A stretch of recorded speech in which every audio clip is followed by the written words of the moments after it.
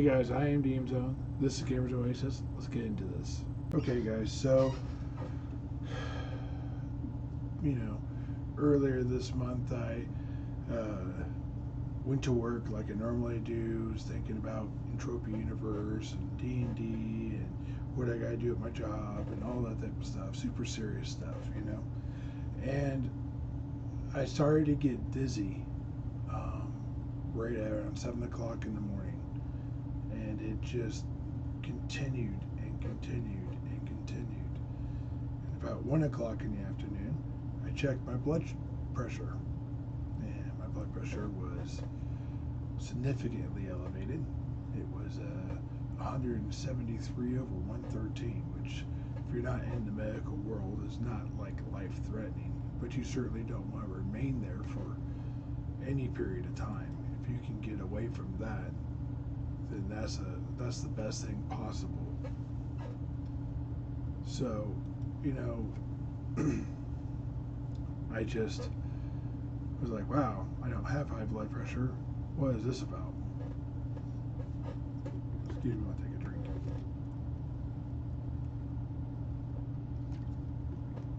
I might be drinking a little bit more from time to time, as it seems to relieve my voice for a few seconds. So we started checking some other stuff. My O2 stat was fine. It was 98. Respiration was done by someone. It was, normal, 16, 17, that type of stuff. So I was like, all right, I'm breathing fine. Blood pressure's fine. O2 stat's fine. Check my blood sugar. It's a little high. I don't talk about it much, but I am a non-insulin dependent diabetic. So that means I don't take insulin. But I do fall in the barely diabetic category. So it was a little high, around 250 or so. And I'd eaten, so it made sense. But that's still high for a non-diabetic. Okay. So I finished out my shift.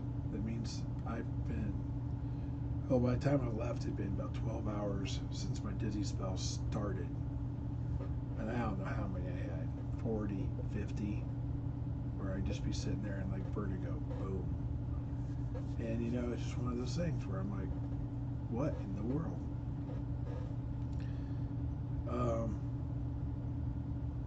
Tested my blood pressure again. It was higher. Like, all right, well, let's go ahead and do something I don't recommend to anyone. And take something to help lower my blood pressure a little bit. Like, basically eat a grapefruit or something of that nature, which will help lower your blood pressure. You should seek medical advice probably at that point. My blood pressure again was higher. It was 176 over 116 this time. So I went out to eat, tried to lower my blood pressure. Nothing. Still not lower. So I went down to the ER. The ER started to pick up their pace in which they were doing things. And were treating it more and more serious, because they went to stick me with an IV, or for an IV, figuring I was dehydrated, and I was not dehydrated. First stick, no problem. They didn't even hook up an IV the entire time I was there. But they couldn't figure out why things were elevated the way they were. So they ended up doing a blood draw.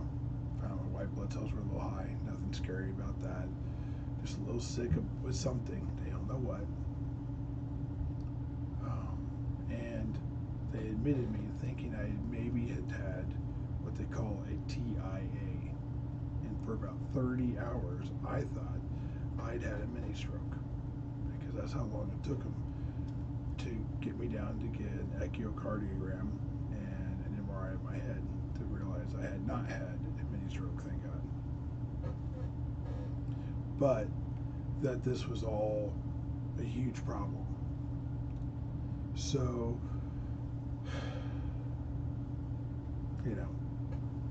still having vertigo, still having dizzy spells. I'm now almost 2 days into this, into the second day. They've been giving me medicine, mesaline, I think is how it's pronounced. It's designed. It's like the Tylenol of the dizzy world. So it's supposed to get rid of dizziness, and it's not doing its job. I'm taking it multiple times a day, 6 times a day, 4 times a day, stuff like that. So the next day comes around. They have me speak to some people, and somewhere in the half dozen specialists I spoke to, someone wrote down a note saying that they think it might be this. It's something called Meniere's disease. No one bothered to tell me what in the world that was or whatever. And after my second night, on the third day, they were going to finally release me. And the lady was scheduling me for some physical therapy, hoping that might be this vestibular or something, where you get these little crystals on your inner ear, and everyone has them. And then sometimes they break free. That guy's doing a little wonky dance thing right now. Y'all correct? I'm actually playing the game in safe mode, in case you're wondering. So I do it when I'm trying to do other things at the same time, shall we say. Not like record videos, but edit stuff and make maps and whatnot. Alright. Reset. There we go. So, I'm like, alright, so you guys are releasing me, but we don't know what this is. And she's like, oh, you got Meniere's disease. I'm like, well, someone could have told me that was Meniere's disease. And she's like, well, we hope it's not Meniere's disease. Meniere's disease can't actually be fully diagnosed until they do an autopsy. I was like, well, that's grim. So what do I expect with this? And I don't even know if that's 100% true, by the way. She said, well, if it's the vestibular, whatever, the physical therapy will work. Your vertigo will go away, the crystals will reset, and you'll be fine until they break free again. And this just might be something that you have to deal with every now and then. Oh, great. That's nice. She said, but if it's Meniere's disease, you're going to start losing hearing slowly or fast, depends on how you progress, in your left ear. Because that's where my that's where my dizziness is coming from.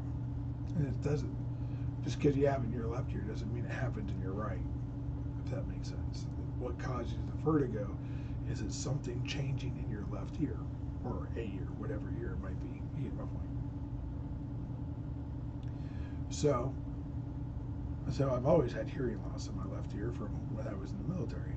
And she said, well, this makes it hard to identify, but we believe probably based upon the ringing in the ears and the way the pressure is coming on and all the dizziness and everything, we believe that's going to be Meniere's disease. So I went out, saw my primary, got scheduled for an ear, nose, throat doctor, went and saw him. He's pretty much convinced I have Meniere's disease. He wants to do some sort of balance test, and he wanted to give me a steroid shot in my inner ear to see if that helped. Because steroid shots in the inner ear do help people with Meniere's disease, and they don't help people with vestibular disease or condition. It's not a disease, it's more of a condition. And I'm like, okay, so you want to give me a shot in my inner ear. How do you do that? And he goes, we go through the eardrum. I said, that sounds excruciating. He's like, well, you're numb, but you will feel it. I said, it's terrifying. I'm not one to run from fear, shall we say. If you know anything about my life, you would know that maybe, or could know that, I should say. So we got prepped, and 10 minutes later, I'm laying on my side, my head on a pillow, and they're putting numbing agent in there, cleaning out my ear real good, sanitizing my ear, and they're getting ready to give me a shot in my ear. According to my wife, the needle was like 2.5, 3 inches long with a slight cant to the angle of the. It wasn't straight. The needle wasn't straight. It was like it went like an inch, and then it turned like 25 degrees or so, 20 degrees, and then it went like 2 more inches. And they gave me a shot in my inner ear. And I'll tell you, if you've never experienced that, it is quite a sensation.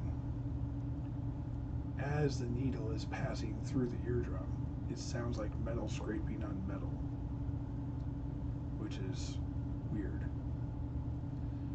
Then when they push the fluid through, it's like blowing bubbles and your drink, but more rapid and more personalized because it's literally in your inner ear, almost more aggressive. It's pretty weird.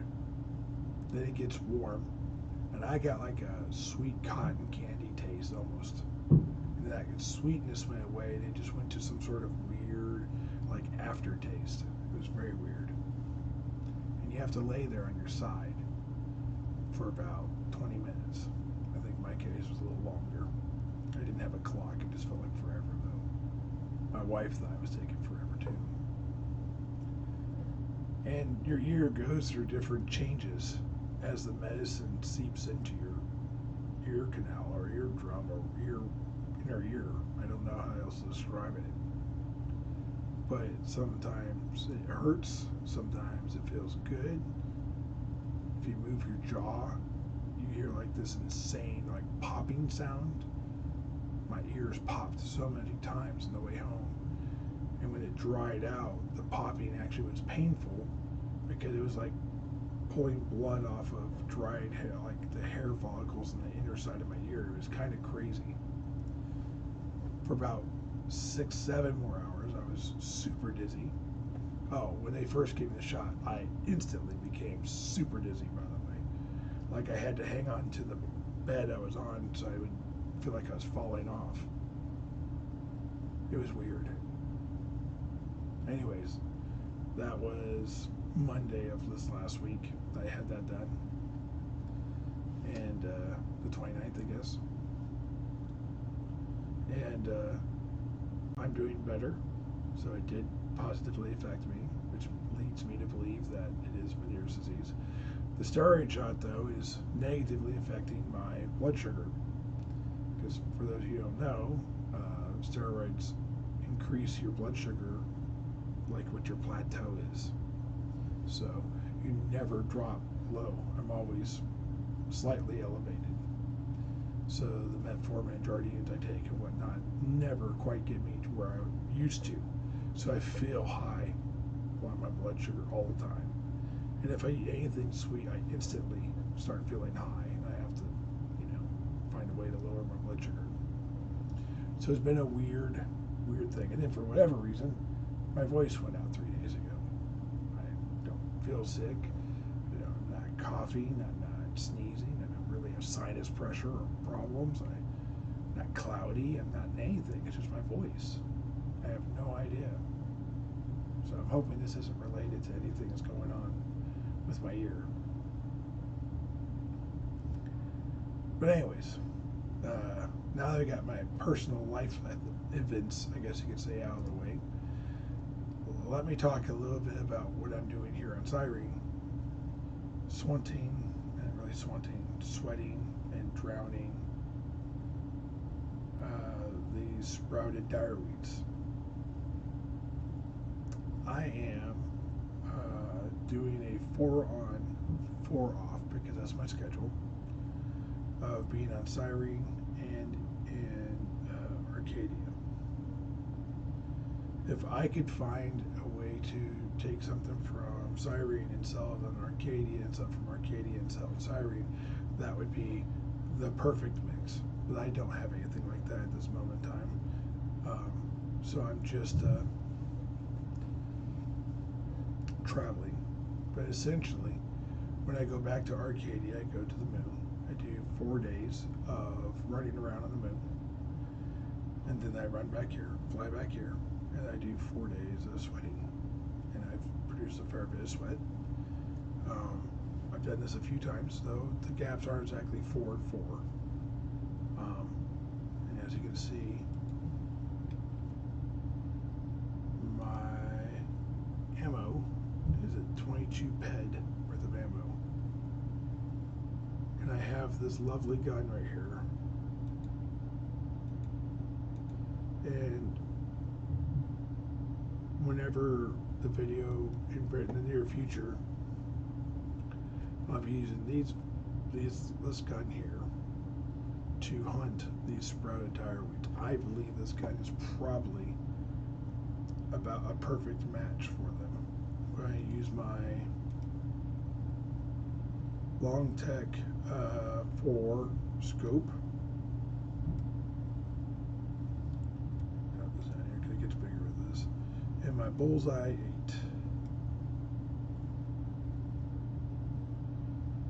And that takes me to only 57.7% efficiency. So the efficiency isn't great. Get some bonus skill mod, stuff like that. But this gun does 6.5 to 13. And I could throw this amp on here if I really wanted to. Bring it to 58.3, so 0.5 better on the efficiency. But it brings me to an even 7 and a 14 for my damage. These things have 50 hit points. That means if I did max, now let's just figure out median damage. So median damage is going to be 10.5. Okay. If I did 10.5, that means that I should kill this thing in 5 shots. This allows me once to miss and 5 shots to crit, potentially. So I fall squarely in that 3.5 category. That 3.5, sorry.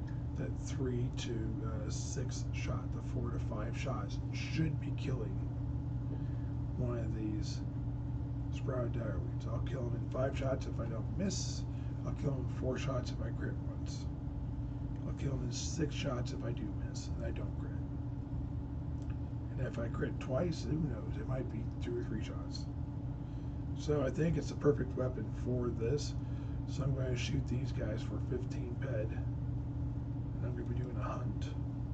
So look, that's going to be one of the things I'm kind of excited for.